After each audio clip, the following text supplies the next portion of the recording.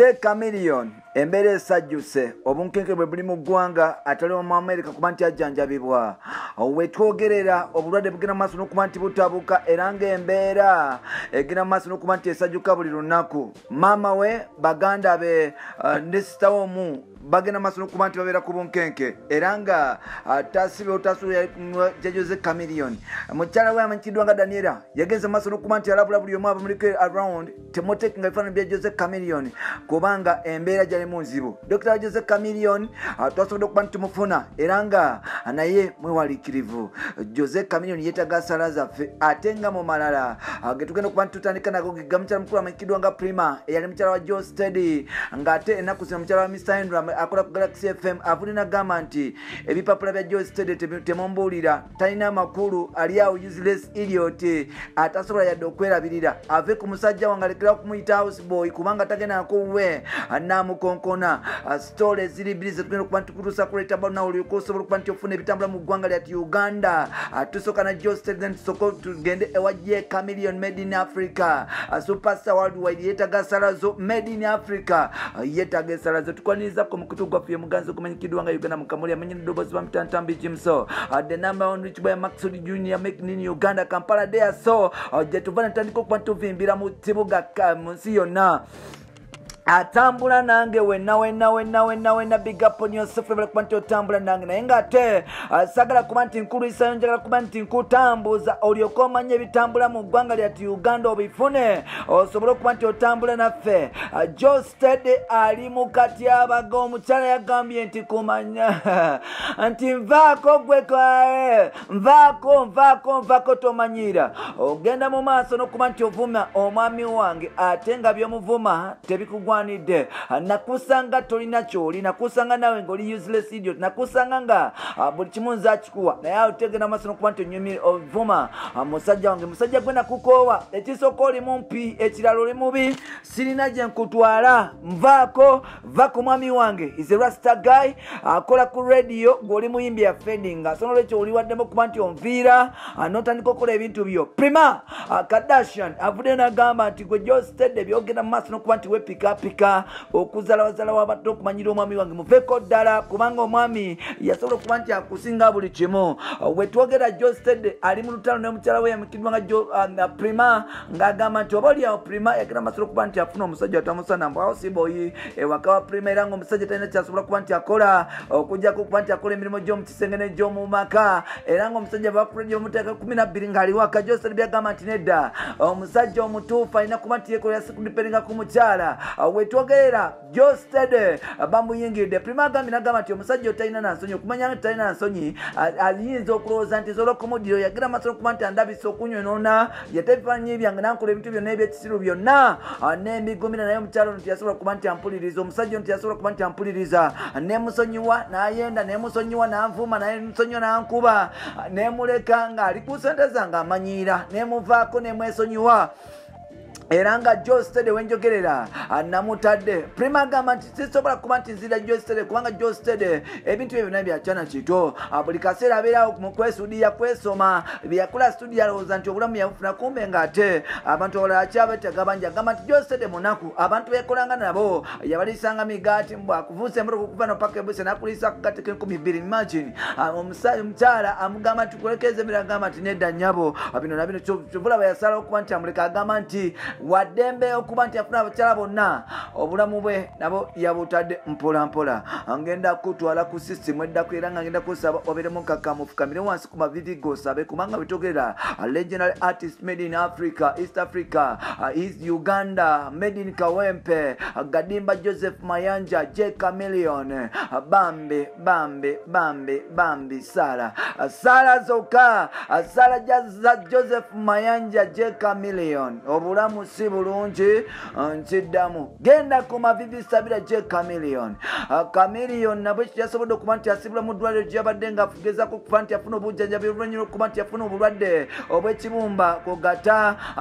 n'akataago era ng'obulwadde buno bagenda maaso n'okuba nti mumutigomya okumala ebbanga era nga Chameleone kata afe emagombe yasembayo kitooka era nga Jose Chameleone twogerera obulamu bwe tebunaba kuba nti butereera wano nno obuggwanga olwategeera ku bulwadde bwa Jose Chameleone bagenda maaso n'okuba nti bufuna obunkenke era nga Jose Chameleone Chameleon atikankanya banyini banji paka kati Je Chameleon beba musibudde abantu babadde balowooza nti oboolya yafunyeko omukisa okuba nti adde engulu naye ng'ate kyanaku nnyo nti Je Chameleon tanaba kuba nti aterera amawulire genfuna okuva mu Leon Island okuva mu Joseph Mayanja family Chameleon tali bulungi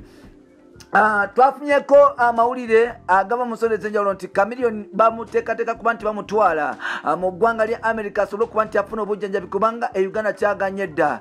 Chameleon akataago kwogatte ekibumba byonna bifu era nga Chameleon bonna batandise okuba nti oboolyawo bakaba amaziga especially family members bagamba nti Je Chameleon bambi tebamanyi oba basobola okudda engulu twayogeddeko ne muganda wamanyikiddwa nga Palazzo Made in Africa Saka Free Boss King of the East natugamba nti Chameleon yeetaaga buyambi Chameleon yeetaaga ssala era nga Chameleon however much ffenna tumanyi nti oboolyawo yeetaaga kuba nti asabirwa Chameleon bamutadde mu ddwaliro era ng'eddwaliro bwe bamutadde bwe bati natandika okufunawo kuba nti akankana era nga yabadde tasobola kuba nti asa bulungi basobodde okuba muduse wa maama we pressure ne zirinnya ne basobola okuba nti bamujjawo ne bamutwala Seguku yabadde talinawo muntu kwe kugenda mu Arkwright ennyumba y'empya gyasobodde okuba nti abeera era nga Jose Chameleon tugera ali mu Arkwright yes Arkwright